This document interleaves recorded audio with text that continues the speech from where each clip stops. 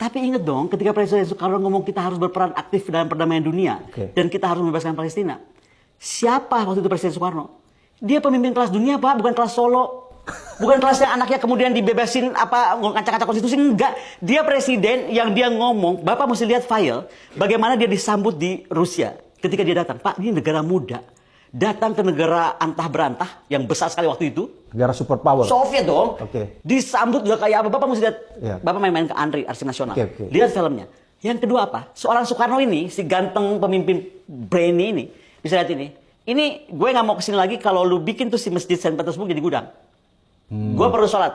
Kalau lu nggak rubah itu jadi masjid lagi, gue nggak mau kesini lagi. Itu kata Soekarno. Kata Soekarno. Langsung apa presiden negara adik kuasa itu, adidaya itu? Merubah. Dirubah. Makanya sekarang itu masjid Saint Petersburg, Pak, itu begitu menghormati. Kalau nggak ada Soekarno itu nggak mungkin jadi masjid. Jadi gudang. Jadi gudang. Yang kedua, saya kemarin kan ada kunjungan Ibu Mega. Nah, ini saya mau cerita Ibu Mega ya. Ibu Mega itu berkunjung dan menjadi, aduh saya tuh senang banget Ibu kesana. Jadi gini, Ibu itu bukan cuma dapat honoris causa. Beliau itu diundang bicara sebagai tokoh the governor of BRIN ya, advisor to BRIN ya. Jadi bagaimana beliau itu berbicara tentang ke depan nih kita mesti kerjasama apa dengan Rusia tentang ilmu pengetahuan dan tantangan ke depan Indonesia. Bayangin loh, perempuan ujuk-ujuk datang ke situ ke kampus tertua ini.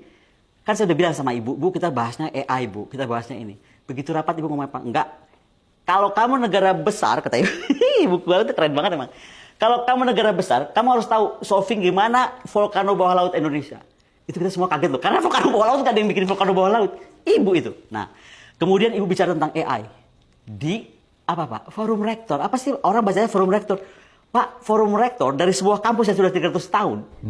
Itu benar-benar rektor kelas-kelas kampus dunia juga, bukan kelas-kelas, mohon maaf ya gitu. Bukan kelas apa tadi, kampus yang bisa ngasih orang doktor honoris causa terus kampusnya di hotel. Enggak kayak gitu. Bukan abal-abal. Nah, jadi itu buat kita harus kebanggaan. Jadi ternyata Bung Karno itu mewariskan itu. Yang kedua adalah dari situ Ibu kan berkunjung ke Uzbekistan. Saya akhirnya ikut. Tadinya saya kan nggak bisa ikut, tapi akhirnya saya ikut. Kenapa? Karena Ibu itu mau berkunjung ke makamnya Imam Bukhari. Ya ampun Pak. Saya pernah ke situ. Bapak pernah ya? Iya. Sekarang Pak, itu lagi diperluas udah kayak kita ke Makkah. Jadi wingnya makin lama makin besar, makin besar. Nah sekarang lagi pembangunan kesekian Pak. Sehingga waktu Ibu datang tuh semua disuruh berhenti karena Ibu Presiden kelima datang. Dan kita kemudian bisa berdoa. Bapak tahu apa yang terjadi? Dibangunkan museum kan? Ditulis kok itu tanpa Soekarno nggak ada itu makam Imam Bukhari. Kemarin menterinya itu mendampingi Ibu. Langsung ngomong, Ibu ada ide apa nih? Madam Presiden ada ide apa supaya Imam Bukhari semakin dikenal? Ibu bilang, ini kan bukan cuma Samarkand Pak. Ada Bukhara, ada apa. Harus bikin seperti Wali Songo kata Ibu. Jadi dibuat satu visit itu adalah visit juga kayak yang lain. Bapak bayangkan nggak? Itu buat saya Pak ya. Dulu bapaknya didengerin orang. Sekarang anaknya yang sudah tidak presiden lagi. Tetapi karena pemikirannya didengarkan sebuah negara dan minta pendapat dari beliau.